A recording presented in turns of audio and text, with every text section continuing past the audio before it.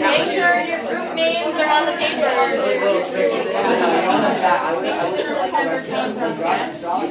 I think you're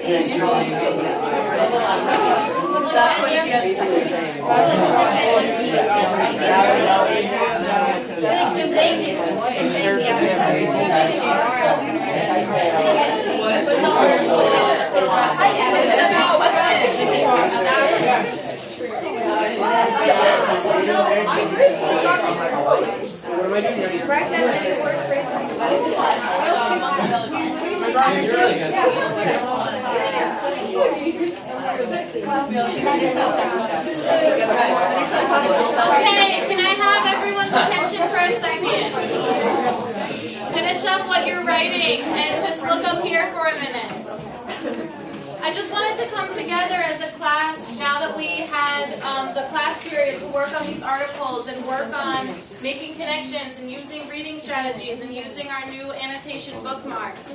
So let's think about the class that we had yesterday and all those new reading strategies we learned. We learned the 7 reading strategies, we learned to ask questions, to mark the text. Think about what we did yesterday and then think about how we put it into action today. And see what you can tell me. So the first thing that I want to do when I call in a group, just have one group member give me a brief summary of what your article was about. And what are we doing? When we give a brief summary of an article, what is that? What's the reading strategy correct term for that when we give a summary? Jackie? Finding the main idea. Finding the main idea? Good. Anybody else have any other ideas? It's just the main idea, and the main idea could be the plot, the theme, what's the central idea, what is the core of the article. So when I first call on your group, just one member give me the summary, give me the main idea, and then try to make at least one connection for me. So when making connections, does it have to be text to text? No. What other connections are there? Text to self. Good. You can relate it back to yourself. You could relate it to something else. If you, for example, if you guys read the article on the Redskins football team and you play football or you know someone who plays football, you could relate it to that. You could relate it to anything. Text to text, person to person, text to self, it doesn't matter.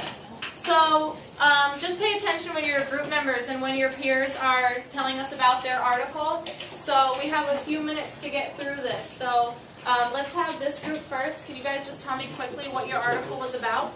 It was about how should parents make their kids stick with like extracurricular activities, and one person said yes because they should be able to like quit on what they don't like and should be able to improve on different things, and one person said no because kids should be able to do what they love and not be forced to just picking one sport or thing to do. Good. And it connected to be like, because I also do soccer and I know that you're registered because I love it. Okay, good. Did anyone else have this same article, sticking with extracurricular activities? This was so interesting for your age group because it's centered around young teens in the article. And just like he said, it's telling us, should parents force their kids to play sports? Should parents force their kids to be in band? Because they want them to have a good childhood. They want them to make new friends and to make new connections. But should you force your kids into it? And you all can relate to that because you're all about that age. Let's do this group right here. We had the Middle East mess story, and it was about, so it started with two Muslim groups who disagreed, and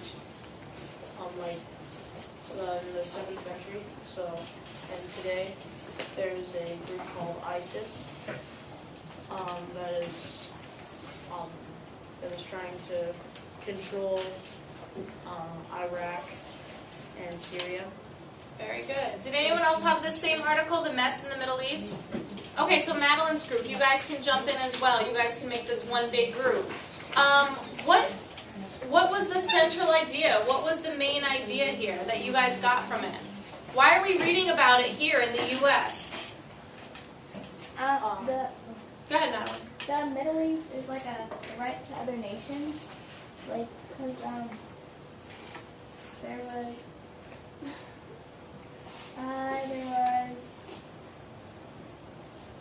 killing innocent civilians in the Middle East. Yeah, great. It happens all the time. And really, it seems far away, but it's not that far away. You know, they've made different threats, and they are trying to take so much control that it's great for us to be aware. And it doesn't matter how old we are, where we're living, it's always great to be aware of what's going on in the world around us. And this table I was talking to as I was coming around, and they said how scary and sad it is, even for the kids over in these different countries, because it happens to there's a lot of innocent victims over there.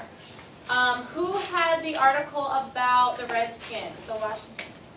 So we had two groups. Okay, so who wants to give me the brief summary?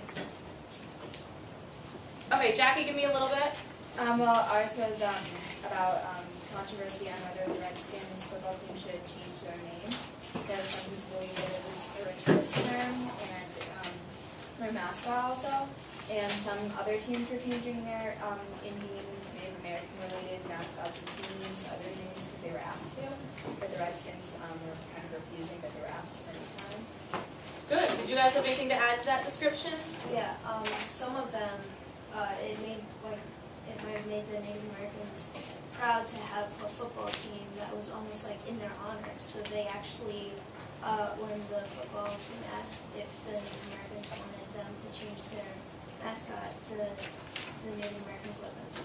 Yeah, and this was a really interesting article because this one had a lot of controversy. As I walked between group and group, one group was saying they thought it was fine, the next group was saying they thought it was racist to call them the Redskins and to use this stereotypical Indian-looking face as their mascot.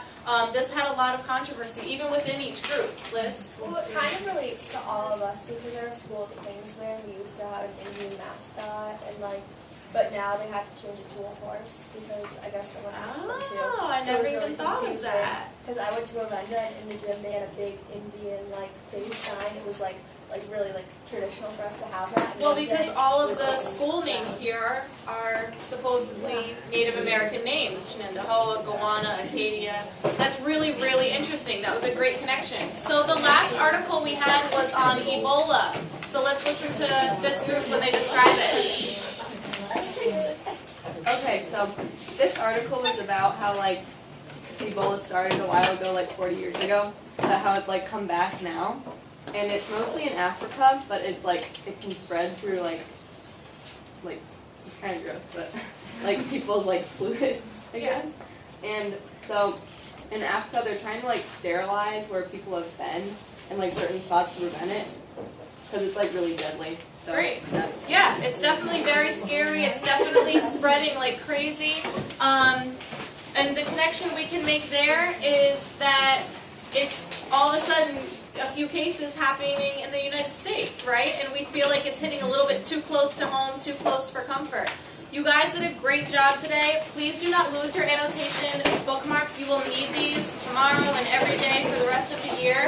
Put your group members' names on your papers.